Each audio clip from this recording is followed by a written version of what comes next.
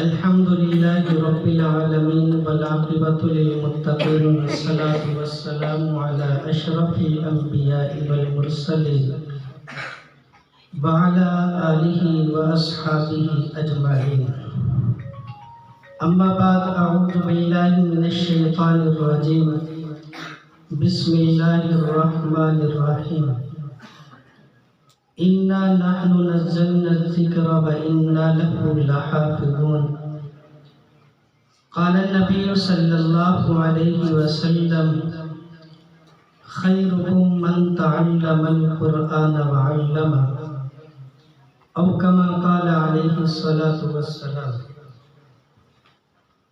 اللهم صل على سيدنا ومولانا محمد وعلى آل سيدنا ومولانا محمد وبارك وسلم عليه. اللهم صل على محمد أنزله المقعد المقرب عندك يوم القيامة. اللهم صل على محمد في أول كلامنا. اللهم صل على محمد في أوسط كلامنا. اللهم صل على محمد في آخر كلامنا. اللهم صل على محمد أنزله المقعد المقرب عندك يوم القيامة. جزا الله عنا سيدنا محمدا صلى الله عليه وسلم ما هو أهله.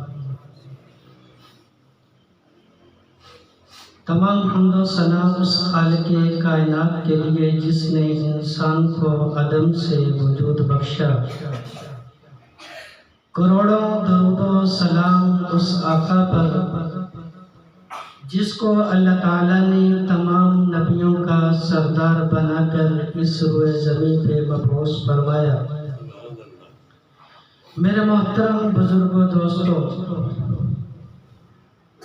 آج کی ہماری یہ پروقار محفل ختم قرآن کے عنوان پر معنون ہے. آج ہمارے اس ادارے میں ایک بچے نے قرآن کریم کو ختم کیا، اس کو اپنے سینے کے اندر محفوظ کیا.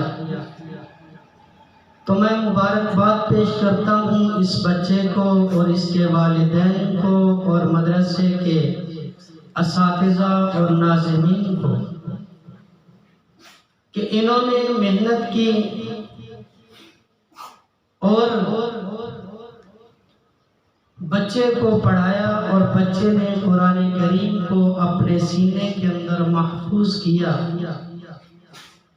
تو یہ جو قرآن کریم کو اس بچے نے اپنے سینے کے اندر محفوظ کیا ہے، تو اس کے پیچھے صرف اس بچے کی محنت نہیں، اس بچے کی بھی شب و روز کی محنت ہے اور اس کے والدین کی بھی محنت ہے اور بچے کے اساتذہ کی بھی محنت ہے اور مدرسے کے جو ناظمین انتظام کرنے والے لوگ ہیں، ان لوگوں کی بھی اس بچے کے قرآن کریم کو پڑھانے میں ان لوگوں کی بھی کاوش اور محنت ہے کہ سارے عملے نے مل کر محنت کی، سب نے کوشش کی.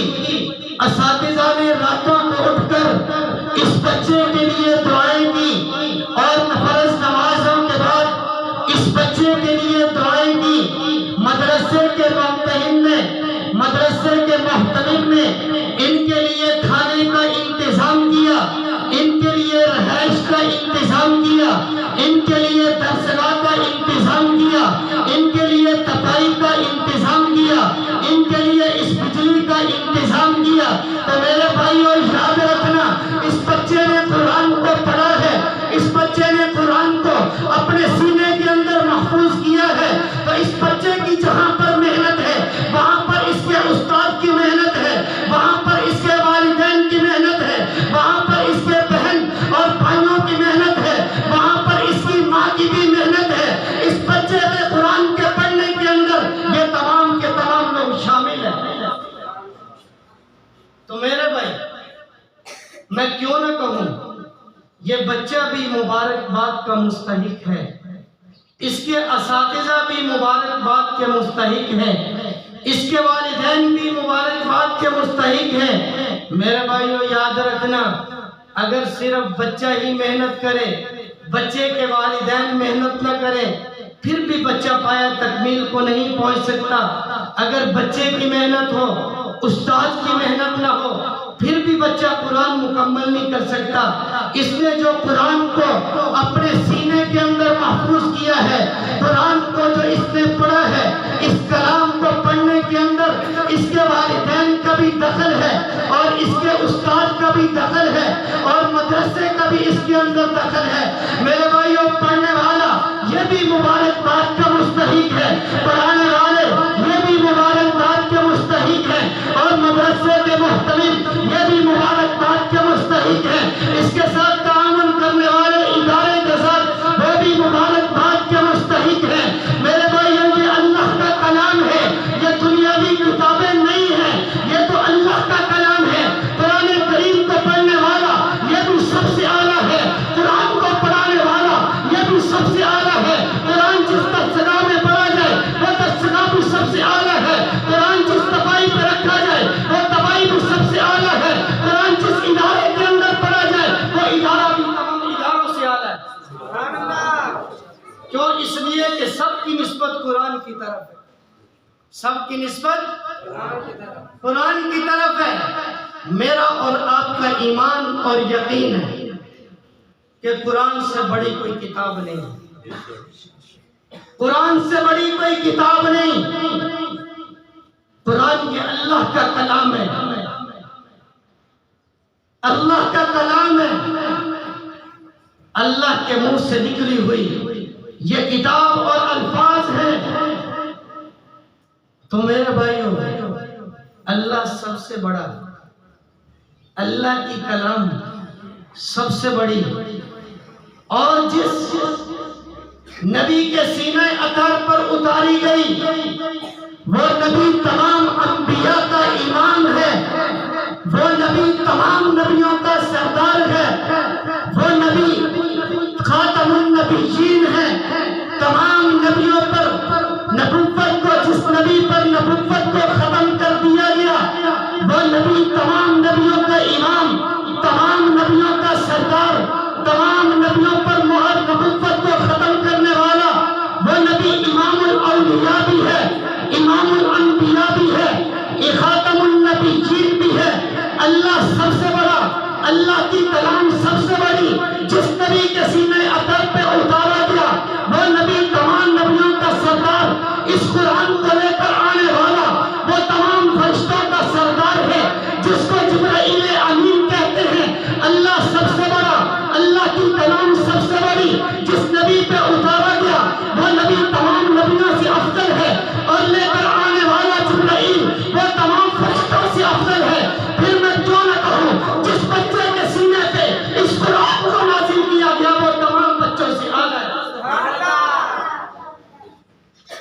جس بچے نے اس قرآن کو اپنے سینے کے اندر محفوظ کیا وہ دوسرے تمام بچوں سے اعلیٰ ہے، اس کا سینہ بھی تمام سینوں سے اعلیٰ ہے۔ تو میرے بھائی، اس کو میں نے اعلیٰ نہیں کہا، میرے اساتذہ نے نہیں کہا، مدارس کے جو منتظمین انہوں نے نہیں کہا، بلکہ یہ اس ہستی کی زبان اطہر سے نکلا ہے جس کو سرتاج الانبیاء کہتے ہیں، جس کو خاتم الانبیاء کہتے ہیں، جس کو نبیوں کا سردار کہتے ہیں۔ پوری کائنات میں اللہ کے بعد اگر اس روئے زمین پر کسی کا مقام ہے، کوئی ہستی ہے، تو وہ میرے اور آپ کے نبی حضرت محمد مصطفیٰ صلی اللہ علیہ وسلم ہے۔ تو یہ کسی نے نہیں دیا لقب، یہ میرے نبی نے کہا ہے، خیرکم من تعلم القرآن وعلمہ۔ ارے لوگوں، تمام کائنات کے اندر سارے لوگوں میں اگر تم نے سب سے بہترین اور سب سے اعلیٰ، سب سے اکمل اور سب سے افضل ہے، تو وہ لوگ ہیں اس ہستی کے اندر جو قرآن کو پڑھتے ہیں اور پڑھاتے ہیں۔ قرآن کو پڑھنے والے، قرآن کو پڑھانے والے، یہ تمام لوگوں سے اعلیٰ ہیں، یہ تمام لوگوں سے افضل ہے۔ خیرکم من تعلم القرآن وعلمہ، تم میں بہترین لوگ وہ ہیں جو قرآن کو سیکھتے ہیں اور قرآن کو سکھاتے ہیں، جو قرآن کو پڑھتے ہیں، قرآن کو پڑھاتے ہیں، جو قرآن کے الفاظ کو بھی پڑھتے ہیں، قرآن کے معانی کو بھی سیکھتے ہیں۔ اس ہستی کے اندر وہ لوگ تمام لوگوں سے اعلیٰ ہیں۔ میرے بھائیو، آج کے بعد اپنے ذہن کے اندر اس بات کو رکھ لینا، بادشاہ اس ہستی کے اندر اعلیٰ نہیں ہے، وزیر اعظم اعلیٰ نہیں ہے، وزیر اعلیٰ اعلیٰ نہیں ہے، MP اعلیٰ نہیں ہے، تاجر اعلیٰ نہیں ہے۔ اس زمین کے اندر اگر تمام لوگوں سے اعلیٰ ہے تو اس مصلے پہ کھڑے ہونے والا امام اعلیٰ ہے، اور مدارس کے اندر، درسگاہوں کے اندر پڑھانے والے یہ لوگ اعلیٰ ہیں، پڑھنے والے لوگ اعلیٰ۔ آج تو ہم دھوکے میں پڑ گئے، ہم نے سوچا جس کے پاس مال زیادہ وہ سب سے اعلیٰ، جس کے پاس کوٹھی ہے وہ سب سے اعلیٰ، جس کے پاس دنیاوی اعتبار سے عہدہ ہے وہ سب سے اعلیٰ، اور جس کے پاس تجارت، پیسہ ہے، مال ہے، وہ سب سے اعلیٰ۔ میرے بھائیو، یاد رکھنا، یہ لوگ اعلیٰ نہیں ہے، اعلیٰ وہ ہے جو اس صفوں پہ بیٹھ کے پڑھنے والا، جو سوکھی روٹی پہ گزارا کرنے والا، جو دال پہ گزارا کرنے والا، جو تنخواہیں ملے یا نہ ملے ان پہ گزارا کرنے والا، تھوڑے پیسے پہ گزارا کرنے والا، یہ اس کائنات کے اندر تمام لوگوں سے اعلیٰ ہے، اس کے علاوہ کوئی اور اعلیٰ نہیں ہو سکتا۔ اس لیے تو ایک بزرگ نے کہا کہ وہ آدمی جس کو اللہ نے قرآن کی دولت سے نوازا ہو، اس کے سینے کے اندر قرآن ہو، لیکن دنیاوی اعتبار سے اس کے پاس کوئی مال و جائیداد نہیں، اس کے پاس پیسہ نہیں، اس کے پاس کوئی اچھی گاڑی نہیں، لیکن اگر یہ آدمی جس کے سینے میں قرآن ہے، یہ اس آدمی کو دیکھ کر جس کے پاس دنیاوی اعتبار سے سارا کچھ ہے، اگر یہ حافظ قرآن، اگر یہ اس کو اپنے سے اس اعتبار سے اچھا سمجھتا ہے تو اس نے قرآن کی توہین کی، اس نے قرآن کی توہین کی ہے۔ کہ بھائی کیوں؟ اس لیے کہ قرآن سے بڑی دولت دنیا کے اندر کوئی نہیں ہے، قرآن سے بڑی دولت دنیا کے اندر کوئی نہیں ہے۔ اگر کوئی آدمی یہ کہے کہ بھائی میں اپنی بیٹی کو سب سے زیادہ دولت دوں گا، بڑی دولت دوں گا، تو وہ قرآن اٹھا کے دے دے تو اس نے بہت بڑی دولت دی۔ تو بھائی قرآن سے بڑی کوئی دولت نہیں ہے، قرآن سے بڑی کوئی کتاب نہیں ہے، قرآن سے بڑی دنیا کے اندر کوئی علوم قرآن سے بڑا نہیں، کوئی علم نہیں ہے۔ میرے نبی نے اگر کسی کو علم کہا ہے تو وہ قرآن اور حدیث کے علوم کو علم کہا ہے۔ دنیاوی جتنے بھی علوم ہیں یہ سارے کے سارے فنون ہیں، یہ علم نہیں ہے، یہ فن کی کتابیں ہیں۔ اگر کسی کو علم کہا ہے میرے نبی نے تو وہ قرآن اور حدیث کو کہا ہے۔ یاد رکھنا، دنیا کی کتابیں پڑھنے کے بعد نجات کا وعدہ نہیں ہے، سائنس پہ نجات کا وعدہ نہیں، ریاضی پہ نجات کا وعدہ نہیں، لیکن قرآن اور حدیث پہ نجات کا وعدہ ہے کہ جو قرآن پڑھ لے تو اللہ کے نبی کہتے ہیں یہی آدمی 10 آدمیوں کی یہ بچہ سفارش کرے گا اپنے خاندان میں سے ان کی جن پر جہنم واجب ہو چکی ہوگی۔ اور میرے نبی نے فرمایا کہ جو بچہ قرآن کو پڑھے اور اس کے حلال کو حلال اور اس کے حرام کو حرام جانے تو یہ آدمی، یہ بچہ اپنے خاندان میں سے 10 آدمیوں کی ایسوں کی سفارش کروائے گا جن پر جہنم واجب ہو چکی ہوگی۔ تو میرے بھائیو، اپنے بچوں کو حافظ قرآن بناؤ، تو اس لیے کہ میرے نبی نے فرمایا ہے یہ حافظ قرآن بچہ، نیک اولاد جو ہے یہ انسان کے لیے بہترین صدقہ جاریہ ہے۔ جب انسان دنیا سے چلا جائے گا، دنیا سے جانے کے بعد جو اس کو قبر کے اندر کام آئیں گے، جو اس کو میدان حشر کے اندر کام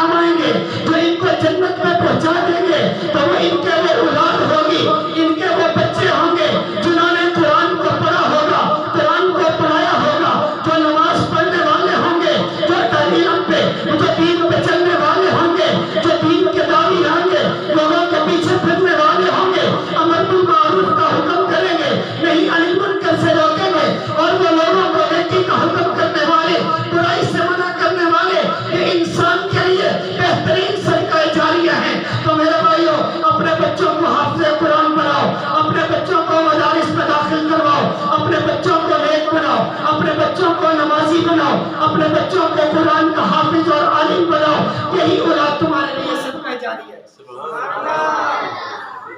صدقہ جاریہ یہی بنے گا. تو بھائی باقی کسی کو دنیاوی اعتبار سے جتنا بھی پڑھا لو وہ تمہارے لیے صدقہ جاریہ ہے، وہ قبر کی دیوار تک محدود ہے. جب قبر میں رکھ دو گے سارے کے سارے لوگ واپس آ جاتے ہیں. اگر باپ کی قبر پہ بھی اگر کوئی کھڑا ہونے والا تو وہ حافظ قرآن ہے. ایسا نہیں ہے. دیکھو گا کبھی معاشرے میں جب قبرستان میں دفن کر دیتے ہیں، میں اکثر لوگوں کو کہتا ہوں نبی کی سنت کو چھوڑ دیا، رواج کو لے لیا. تو جب نبی کی سنت کو چھوڑیں گے، رواج کو لیں گے تو بھائی کیا بنے گا؟ رسم و رواج جو ہے ان پر تو آخرت کے فیصلے نہیں، وہ تو نبی کی سنت پہ. اب نبی کی سنت، نبی کا ایک طریقہ یہ ہے کہ نبی پاک صلی اللہ علیہ وسلم نے فرمایا کہ جب آپ مردے کو قبر میں دفن کر دو تو پھر اس کے بعد اس پہ مٹی ڈال دو، تو دعا مانگنے کے بعد بھی کچھ لوگ قبر پہ کھڑے رہیں اور اس کے لیے سورہ یاسین پڑھا کریں. میرے نبی نے فرمایا کہ یہ اس کے لیے جب وہ سورہ یاسین پڑھیں گے تو اس کے سوال و جواب میں آسانی ہوگی. سبحان اللہ. اب مجھے آپ بتاؤ کہ یہ وہی پڑھے گا جس کو بندے نے حافظ بنایا ہوگا؟ تو بھائی یہ حافظ اپنے باپ کی قبر پہ کھڑا ہو کے قرآن پڑھے گا، اور یہ حافظ اپنے بچے کے لیے شفاعت کی دعائیں کرے گا، اس کے لیے مغفرت کی دعائیں کرے گا، اور یہ بچہ اپنے والدین کے لیے ایک بہترین صدقہ جاریہ ہے. اس نے قرآن پڑھایا. ایک واقعہ تھا نا کہ والد اس کو قبر میں عذاب ہو رہا تھا، بچے کو والدہ نے مدرسے کے اندر چھوڑ دیا، استاد نے اس کو پڑھایا بسم اللہ الرحمن الرحیم الحمدللہ رب العالمین. ابھی اتنا پڑھا کہ اللہ نے اس سے عذاب کو ہٹا دیا. اس سے کیا کر دیا بھائی؟ عذاب کو ہٹا دیا. تو یہ ایک بچے کی برکت ہے اس کے قرآن پڑھنے کی کہ اللہ اس کے ذریعے سے والدین کو کیا دیتے ہیں؟ نجات. تو میرے بھائی بچے اگر نیک ہوں گے تو آپ جو بھی عمل کریں گے یہ اس کا صدقہ جاریہ کریں یا نہ کریں، ثواب پہنچائیں یا نہ پہنچائیں، ہاتھ اٹھا کے دعا مانگیں یا نہ مانگیں، یہ نماز پڑھیں گے ثواب والد کو ہے، یہ قرآن پڑھیں گے ثواب والد کو ہے. جو بھی نیک اعمال کریں گے اس کا ثواب کس کو جائے گا؟ اس کے والدین کو. اللہ تعالیٰ مجھے اور آپ کو ان پہ عمل کی توفیق نصیب فرمائے.